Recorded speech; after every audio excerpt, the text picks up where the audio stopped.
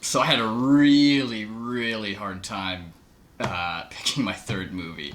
I wanted to sort of highlight something new. I'd say in the last 2 years we've had a lot of really solid horror movies come out.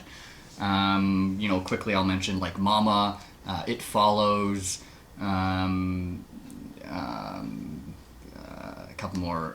You're Next. There have been some really great horror movies the last couple of years, but I'm going to talk about The Babadook, which just came out this past year. It's a very unconventional horror film. Some of you might find the beginning a little slow, but once it picks up, it really is one of the scariest movies I think I've ever seen. And I think for me, for horror movies, when you do like kids and animals, that's what really gets me. Like that's why Pet Sematary I think is probably the scariest movie I've ever seen, because you have both. You have kids and animals. Yeah. And so nobody wants to think of bad stuff happening to kids or animals. Yeah, well, especially when you're scared, you almost kind of resort back to like the feelings you had when you were a kid. So it's really easy to identify with kids when you're watching horror movies. And this one, the main character is a little kid, and the performance by, I don't know his name, but he's amazing. He really is. And as with the one who plays the mother is great. But it's a mother and son, and they live alone, and she finds a book, The Babadook. And she reads it to her son one night before he goes to bed, and well, I won't really say much more, but essentially once you let the Babadook in, well, hold on to your seats, because it's a great horror movie, and again, it's one of those movies where you don't really know what to expect. A lot of twists and turns, and yeah, it really is quite solid, and I'd say at least in the last decade, it's definitely the best horror movie I've seen in the last decade for sure. But yeah, it was really hard to choose that one because there were a lot. We've got a couple. And I'm just gonna bore this movie. Yes, you can. Yeah. So my last and final pick is The Exorcist. This is the scariest movie for me to watch personally. I remember watching it in the theater when they, not originally, obviously, before my time, but when they re-released it, when I was a teenager, they put it back in the theaters, and I went with my friends to watch it, and I think pretty much the whole time I had my eyes covered with, like, my hands. I couldn't do it. I couldn't watch it. And even with my eyes covered, the noises that this movie makes is scary enough. So I wanted to pick something that was really, truly scary, and this movie does it for me. I mean, a lot of people might laugh at it and say it's silly and this and that, but for me, it's just scary. The makeup effects, the sound effects, of course, the Regan, the child that's obsessed or possessed, rather, in this movie, just totally scary, and the idea that could maybe possibly happen to somebody is really freaky as well. So this for me is a totally scary movie. And a little side note with this movie, I actually met Linda Blair, who plays Regan in this movie, and she's super nice, but she actually doesn't like this movie, and she actually says that when she was in this movie, she considered it child abuse, because there was a lot of long hours. There wasn't the same laws they have now concerning children in movies. So she had long hours, a lot of grueling things that they made her do and see, even at in the 70s. This is 70s, right? Yeah, 70s. Yeah, in the 70s. So to her, in her mind, this is not a good movie in her that she did in her life. However, she goes to horror conventions and whatnot because she all the money that she gets lots of money, but all the money, or I'm hoping some of the money that she gets, she goes to helping animals and dogs and stuff. That's like her main cause. So that's like an interesting sideline. So if you ever do meet her, take the time to chat her up and see what she thinks about this movie, because I think it's truly scary. In fantasy-wise and reality-wise, so, yeah. Was she possessed when you saw her? No, she wasn't possessed, which is a good thing. Good to see her nice and normal and and all that. Maybe I was a little possessed, seeing her, but she's a cool lady, so pretty cool, yeah. I read that when she agreed to do the second movie, she said that she would only do the second movie if she didn't have to do any makeup or be possessed at all. So they actually hired a double to do all those bits, in which if you've seen the second movie, it's worth a watch just for the sheer spectacle of it, but it's something else. It really is. But she did hate. And it's pretty hard to expand on this kind of movie too, like to make a second. It is, but the third one, which is the true sequel to the first Exorcist, I don't know if you guys have seen it. It's called Legion. The Exorcist 3 is amazing. No, I haven't seen it. It's really good, starring George C. Scott, actually directed by William Peter Blatty, who wrote the book. Watch The Exorcist cast, 3. Though, like a different cast. Well, George C. Scott plays the character who is the cop in this one, who's best friends with not best friends, but friends with Father Merrin, and it really is a direct sequel to The Exorcist. The second one, I don't know what they were thinking. Not really. Yeah. They drank from the red cup. Let's just say. But yeah. The movie that we picked for the ultimate movie to watch for Halloween that we picked is Texas Chainsaw Massacre, the original one. So there's difference between the original ones, number 2, number 3, number... I don't know how many numbers it went up. There's and all the remakes. There's lots of close them. to 10 in total, I think. But the original one is one of the scariest ones, or is the scariest one of this series to watch. There's a lot of people that went to see this in the movie theaters back when it was released, and they used to come out. Someone used to come out into the audience of the theaters with a chainsaw and run up and down the aisles. And people would scream and freak out, and oh my gosh. And people literally got sick to their stomachs because of this movie as well. And we know this because my mom told me this story. It was it's documented that it used to make people throw up, but which is amazing. So when you rewatch this movie, now we're used to Saw and we're used to seeing so much gore and blood and guts, and when you revisit this movie, it's actually not that violent, and it's actually not that gory. There's really not that much blood in it at all. But it's more psychological. But you walk away and you want to take a shower. Like, you feel gross. Like, Tobe Hooper did such an amazing job with just the atmosphere, and really, once it gets going, I'd say, the first 10 minutes is maybe like we introduce, the characters, and then it's like non-stop terror for like 90 straight minutes. Yeah. And, there aren't a whole lot of death scenes, and a lot of people walk away. Even when I first saw it, I remember growing up saying, it's one of the grossest movies I'd ever seen. But then when I rewatched it, it was like, what's really gross about it? It's just like, it just gets under your skin and just makes you feel really disgusting. Yeah.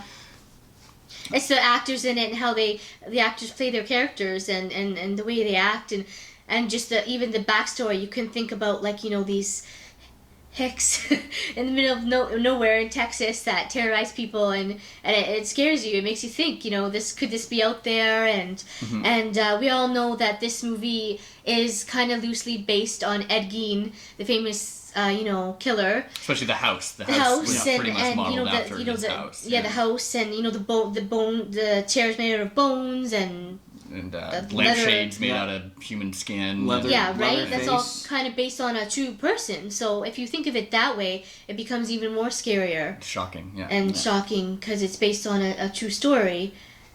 And I think definitely movies that are based on true stories or have some resemblance of true stories are one of the scariest ones, because for sure that it can actually happen in real life. Mm-hmm. So, and from the first second of the movie, you already kind of know what you're in for, and really it's the tone of the guy's voice, like in 1973, just that, that very gritty voice, true events, and it makes it feel more real too. Like, I watch a lot of sort of crime documentaries and stuff, and especially the ones back in the day, it's always that voice, like, yeah, you gotta have that. In 1973, these people died, and it just really sets the tone for something a little different. And Leatherface, of course, iconic. Again, great Halloween costume. If you guys are looking for Halloween costumes, it's pretty easy to make it home. Just ask Ed Gein. you just go somebody, ask if you can borrow their skin. Their face. Yeah. Just, can I borrow your face for a night? It's Just Halloween. for the night. They'll understand. It's Halloween. Yeah. And then, of course, you have that great performance from Marilyn Burns, too, as Sally. She does such a good job, even with her facial expressions. When you see her, in those moments when she's tied up and she's terrified and her eyes are literally popping out of her head. Like, she does such a good job with that. Mm-hmm. And then, of course, the end scene, I don't want to give too much away, but that end scene with her just kind of freaking out. And she makes it seem so real. And that was the first movie she ever really starred in. And she was saying it was like a living hell because it was so hot in Texas. And with all the makeup and the blood, she was saying she actually felt...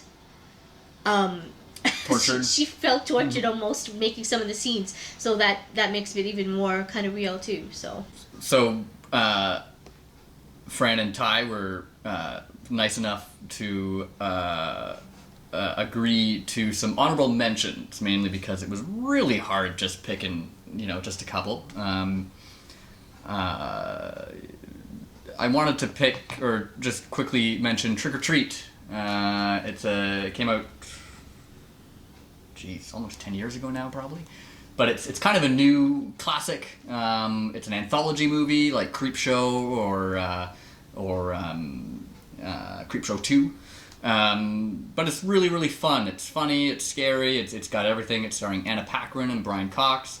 And they just announced that they're doing a sequel, which is really exciting. Now, it's not like an amazing film. I would give it maybe 3.5 razor blade Tootsie Rolls out of 5. But it's fun, and it's a great Halloween movie. Razor blade and Tootsie Rolls. I like the scene where the girls turn into werewolves. Is that it? That one's great. Yeah, I like that, yeah. Kind of a spoiler alert, though. Sorry. That always just sticks in my mind. But it is, and it's really well shot. I can't remember the director's name. Michael Dougherty. He hasn't really done much. It's actually based on a short animated film that he made. I really like the one with the school bus with the kids. Yeah. Especially the cinematography is quite breathtaking. It's really fun. It's just a really fun popcorn Halloween movie to just have on while you're shelling out candy, and also a couple neat sort of costume ideas in there as well. Another one, again, it's a Halloween movie, so I really had to mention it, and it is a classic. Night of the Demons. Bunch of kids go to an old abandoned mansion on Halloween night to party hardy, and they end up one by one becoming demons. And some really great effects, 80s effects in this one. It's a lot of fun. I'd probably give it... Well, you know what? I'll be honest. I grew up with this movie, and I really loved it. Had a lot of fun with it. And I bought it on DVD a couple years ago, and I rewatched it. And it isn't a great movie, okay? It's very schlocky. It was a low-budget kind of thing, but if you're looking for just a fun, gory Halloween movie that has some really fantastic special effects... I would watch it. I'd probably give it maybe 3 fangs out of 5, but it's again, it's a Halloween themed movie, and this character on the front has actually kind of become sort of an iconic Halloween image, and I've seen this costume places before, and sort of she's like a demonic bride or something. But it's really great. There's a scene like one guy is dressed as a pig, and when he becomes a demon, he becomes like a demon pig, and so he's got like a snout and stuff. It's coming back to me. It's pretty fun. Yeah. There's another girl that stabs herself in the chest with her lipstick, which is kind of weird but fun. Like great 80s gore effects for sure. It is a lot of fun, and. I had to represent Wes Craven today, and I wanted to pick a nightmare movie, but I really couldn't decide on which one. The first one is a classic, and we all love it, but we all know it. The second one's underrated. I love the second one. The third one's a lot of fun, and then he becomes a cartoon, and they all go downhill. But then he came out with Wes Craven's New Nightmare, which is actually such a great movie in general. Like it's Freddy has never been as scary, in my opinion, as Demon Freddy from Wes Craven's New Nightmare. So, if you're looking to watch, some Halloweens I do, I try and do one Freddy, one Jason, and one Michael Myers. And Wes Craven's New Nightmare is usually the Freddy one that I pick. If I were to pick a Jason one, just quickly off the top of my head, watch Friday the 13th Part 4, the final chapter. It's the final Friday film to feature effects by Tom Savini. Definitely the best effects of the series. You also have a young Corey Feldman, who is awesome, is awesome in this movie, and Crispin Glover. And if you want to watch something really funny, go to YouTube and type in Crispin Glover dance, and you'll get to see his dancing from this film, which is really the highlight of the movie. But yeah, it's the best Friday movie. Check that one out. And if you need a Michael Myers movie, just watch the first Halloween. Yeah, lots of movies to watch for Halloween. Please let us know what movies are your favorite movies to watch during Halloween. It can be any Halloween movie, not a Christmas movie. And coming up next. Unless it's Gremlins. Yeah. Unless goes I would both accept ways. Gremlins. I definitely would. Yeah. And let us know what or movies. Black Christmas. Sorry, Yeah, Black Christmas. Actually, that's one that was one of the picks that I was going through from my list. I was looking at that, and that it's a Christmas movie, but it's a horror movie. I gotta say, it's been tough because actually they have a really awesome horror collection, and even while we've been doing the show, I'm looking at this this bookshelf full of horror movies, and I'm still like, I should have picked like, oh wow, you have Life Force, and like, oh, you have Wrong Turn, and like, that, man. No one likes Life Force? No, everyone likes it. Guys. Oh yeah, Life Force is great. Again, that's Tobe Hooper. It's kind of a mess, but it's like a space vampire zombie movie. Guys just like that movie because there's a naked chick in it for half of it. For all of it. She's naked through the whole thing, and she's gorgeous, but scary. She's very frightening. It's very scary. Well, thank you everybody for watching this episode of different movies, the top 10 list of Halloween movies to watch during Halloween, and other movies to watch during Halloween as well. I'd like to thank Dr. Kyle for coming here and giving us the rundown, the reviews of different Halloween movies and getting more in depth with it. He is the horror movie guru. Actually a doctor. I'm a doctor in horror movies. Yeah, he's a doctor of horror movies, definitely. Mm-hmm. Yep. Well, thanks for having me, guys. Yeah, it was a lot of fun. It was a tougher project than I anticipated. Again, just picking a few to talk about. But yeah, it was a lot of fun. And thanks for breaking all your props as well. These are all Dr. Kyle's props that we have laying around too. Thank you once again for everybody for watching. Please leave a comment below. And if you liked the video, make sure you click like. So if you like this episode or any of our other episodes, please subscribe to our channel. I'm Fran. I'm Ty. Dr. Kyle. Thanks for watching. See you next time. Happy Halloween. Happy Halloween.